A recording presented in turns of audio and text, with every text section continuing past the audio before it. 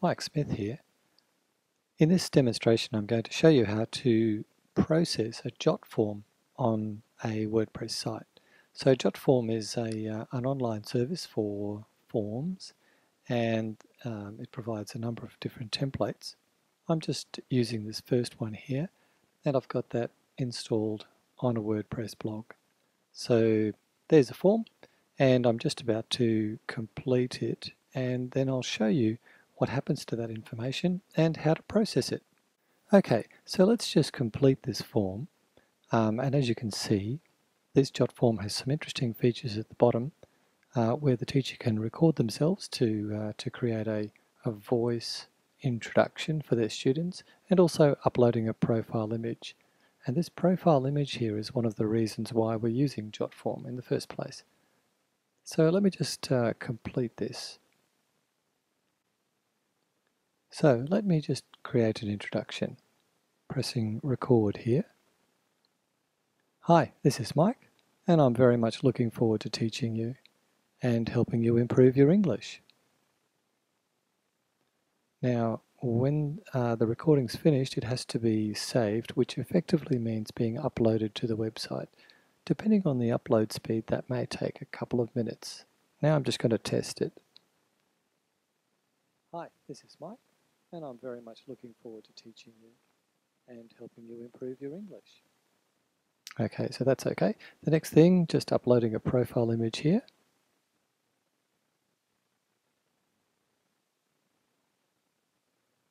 Okay, and obviously the submission will come from their local drive. Okay, and then when the submit button is pressed, this Jotform will be sent to the default email address for the Jotform account. In this particular case, it will be sent to me for this demonstration, but generally it will be the owner of the website. So let's just go back and press submit there, and we should get a confirmation message. Yep, that's right. And now it's time to check our email. Okay, and before we check our email, I just want to explain that what happens with Jotform is the submission gets uploaded to the Jotform website. So I'll just show you what I mean by that. So this is the Jotform account here, and as you can see, you've got the teacher profile upload form, and it's logging one submission which was submitted just a few minutes ago, and I can view that submission on the Jotform site here. So I just press submission, and as you can see, these are the details that are uploaded, including the audio file, which is actually hosted on the Amazon server. But you can see everything else, all the other information is there, ready for us to copy over to our website. It's also sent by email. So let me just show you that. Bringing up my email program. And as you can see in the corner there, that new submission came up. Let me just open that for you. Okay, so just bringing that across. And as you can see, it's the same information there. So that's effectively been sent as basically as a PDF document attachment to an email. And if you go back to the Jotform website, you can see that that PDF is available there as well, and a few other form controls as well. So you can use your email, or you can just get the information from the Jotform website. I suppose email is convenient because it's a positive confirmation or a notification that someone has filled out the form on your site. So that's where the information is. And now we're ready to copy it over to our website, in this particular case, the teacher profile page. Okay, now the teacher profiles on this website were originally on this page. And as you can see, it was a page on a WordPress blog. But the requirement was that the teachers, when the teacher listings were added here, they were to be randomized in their order. So each time the page is loaded, the order of the teachers was a different order or randomized order. So in order to do that, we're moving away from this normal WordPress page here to a blog category archive. So this is going to be the new teachers page here. It has a couple of sections. The top section up here doesn't move. It stays at the top, and that's the introduction here, and it contains a little bit of information, as you can see, and then also a link to the teacher profile upload form, which is the form that we were just using. Okay, and then below that, each teacher profile is actually a blog article or a blog post with a particular category, and this page knows to pull all of those blog posts with that category onto this page. So if you have a look at the list of posts on this website, not pages, posts, each of these teacher profiles have a category, teacher profile. And so what the template does is it looks for all of the blog posts that have that category, ignores all of the other blog posts with different categories, takes these teacher profiles and randomly puts them on this page. So that's basically how it works. So if we want to edit an existing teacher, then we use this edit button here, this edit button here. If we want to edit this whole page, it would look like basically you press edit page up there, and as you can see, this is the introductory text that appears near the top of that page there. So all you can see when you edit this page is this first section, because it's the template that's populating the rest of the page with the blog posts. So just to summarize, this is a page. It has an introduction which can be edited there, but the rest of the content is actually blog posts from the teacher profiles category, which is at this stage just 2. And so if we want to add a new teacher, we add a new post with that category. Okay, so what we're going to do is modify this existing one, Mike J.C. Smith, that's me, with the information that we have just received from Jotform. Okay, and if I wanted to create a new teacher, because we perhaps just received a new form, then what we'd do is we would create a new post. So I'm going to show you both of those, but the first one I'm going to do is have a look at just editing an existing teacher profile. Okay, so as we've seen, we can get this information from the Jotform's website directly, or we can use our email. So what I'm going to do is just take the information from the Jotform's website. Okay, so we don't need this submission date. We need the first name, the last name, the email address, and the preferred visible name. Now, depending on the policies of this website and the agreement between the website owner and the new teacher, this email address may or may not be shown. And so we might just start from the preferred visible name, the URL, and the text of the biographical information. And then after that, we'll have a look at how we embed the picture. And then finally, the most difficult thing, which is this audio file here. Okay, so let's get started with the text. Okay, now on our website, we already have a blog post ready to go for this particular teacher. But let's just imagine we didn't. Let's imagine we were creating a new teacher. So what we do is we create a new post, not a page, but a new post. And so I'll just open that up. And what we do is we put the visible name here, in the title area, and then the biographical information and all the other stuff goes in this editing box down there. And this is the important part. We need to select the teacher profile as a category of this post, and then we press publish. And that is all that's needed to add a new teacher to this website, because then the template automatically adds that to the teacher profiles page. Okay, so that's how you create a new teacher. In this particular case, we've already got a teacher blog post ready to go, and we just want to add some information to it.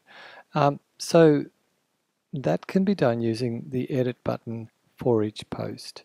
Now the post can be accessed through this page because all of the teachers will be listed on here, or you can go to your dashboard and look at the posts directly.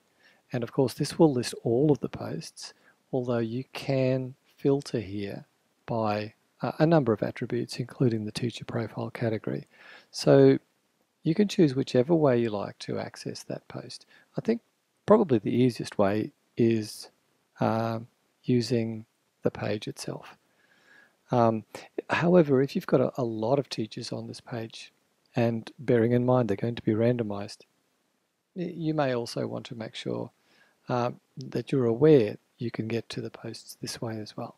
Okay, so let's just edit this post, and of course we expect it to have the name in the title area, but we need to change that because we have a new preferred visible name, which is Mike Smith Teacher. So what you do is you just copy that text,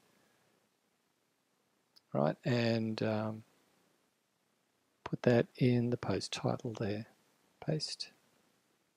Right, now we'll take this text here for the biographical information. Oh, sorry, the website URL.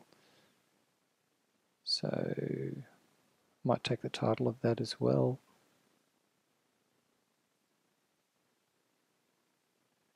Okay, put that there. Now, of course, that will need to be www, so we might need to modify this a little bit. Website and booking system URL. Okay, and now what I need to do is make that into a link. So I'll just copy that. Complete URL there, copy that, and turn that into a link. Yep, that should work. Get that to open in a new window. Add that as a link. Okay, leave a couple of line breaks there. Now let's go back to the biographical information. There, copy that. Go back to, sorry, not the page, the post. Yep, paste that there, and just make sure the category is correct. Yep, teacher profile. I'll update that post. Okay, and that should update in a minute. Yep, okay. I can view that post. So let's view that post. Now this, bearing in mind, this will be just the individual post for that entry. What we actually want to do is see how that looks on the teacher's page. So now using the menu system up here, we'll go to the teacher's page, and you can see that that has been updated now. Okay, so and of course bearing in mind as well that that edit button won't be visible to the public. Let's just have a look at the non-logged in version of that. Right, so having a look at teachers here in this browser, I'm not logged in, and as you can see, there we go. Okay, so that's the text done. The next thing is the photo. Right, now the photo is available from the Jotform's website for that submission, and of course it's also in the email. So what we need to do is upload that to the website. Okay, but first in this particular case I'm going to download it to my local drive so that I can upload it. Okay, so this will be, it's probably a good idea to give that a file name that makes sense for that particular teacher, so let's do that. Okay, so that's down now. Just there, that's the file. Just click on that, open it. Okay, so that's the file there that was sent by the teacher. Okay, so what we're going to do is go back to teacher profiles page there, and we're going to re-edit that that file there. Okay, that blog post, I should say. And now, wherever you wish, we can place the picture. Okay, so I'm just going to use add media to add that. I'll be uploading a file, of course, so let's do that. Select the file, remember where you saved it. That's this one here in my case, and that's uploading. Okay, now depending on the size of the file, you may want to select an appropriate size, and you may also want to populate this information here, but that's not necessary. We're going to align it to the right, and right, just insert that into the post there. Okay, update that. That's almost updated. Okay, and then we're going to have a look at the teacher's page again. And as you can see, there's that image. Now, there's a disparity between this image and this image. So what we'll probably need to do at some stage is decide what the profile image dimensions needs to be, and then go back and standardize them all.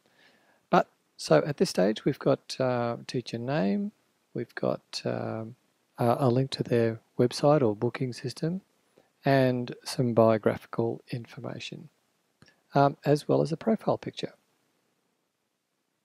And so the next thing is what to do about the audio file. We'll have a look at that next. So the audio file here, the introduction. Okay, that's for next. Okay, next, let's get this audio file sorted. So now in this particular case, the link to the WAV file, the audio file, is not clickable. So I'm going to have to copy that. Okay, but in the email, well, at least in the email that I received, it was a clickable file. I'll just show you what I mean by that. So you can see that's clickable there, and it's even got a download function there. But manually from that website. So what you do is you copy that, open a new tab in your browser, and then you paste that link into that browser, then press enter. Okay, and that looks as though in my browser I can actually play that. This is Mike, and I'm very much looking forward to teaching you and helping you improve your English. Okay, so that is a playable file as it is.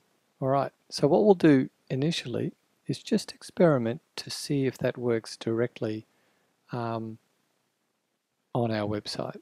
Okay, so this is the Mike Smith Teacher blog post here, and I'm editing that. And as you can see, I'm actually in the text editor, not the visual editor, the text editor. And so what I'll do is I'll just put that introduction at the bottom there, so we can easily find it. Now, without doing anything else, I'm just going to leave that as it is, update my post, and just see what WordPress does, because if it works like this, that will be quite easy. If WordPress doesn't sort this out, then we'll need to do some other stuff. So let's just try this out. Okay, so this is the teacher profile here. We'll just refresh this page.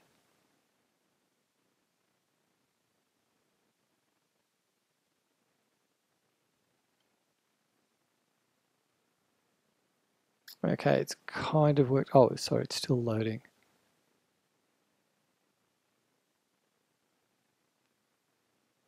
Hi, this is Mike, and I'm... Okay, so WordPress is inserting a player, but as you can see, it's overlapping our image. Although if our image were the same size as the one above, there wouldn't be a problem. So anyway, that's working, and I'm just going to test that in the other browser as well. So this particular browser is Chrome. The other browser is Firefox. So I'll just refresh that, see if it works in Firefox as well. Okay, that's there. Hi, this is Mike. Okay, so WordPress seems to be quite happy to process that WAV file. Now I'm just going to test it in one more browser, Safari. I can't easily test it in Internet Explorer here. So I'm just going to start Safari and put the link in there. Oops. Okay, going to that page.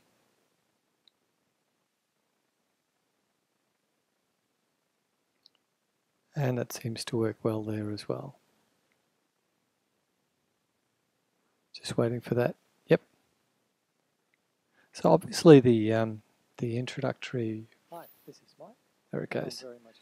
Obviously the introductory file can't be too long, because otherwise it will take too long to play. And also we need to be careful about how it's actually presented here on the page. But that essentially works. We need to do a bit of tweaking to make it all look right. But we have now transferred all the information in this that was submitted using the form, and put that into a teacher profile blog post using the category of teacher profile. Okay, and what I mean by that is here that the category, the teacher profile category, is ticked. And what the template does then is take all of those blog posts that have got that category and put them on this page randomized, but still keeping this text at the top. Okay, so that's working, but for a bit of appearance tweaking here. That's all working, and that is the process of transferring information from this form to this page. Okay, thanks very much for listening.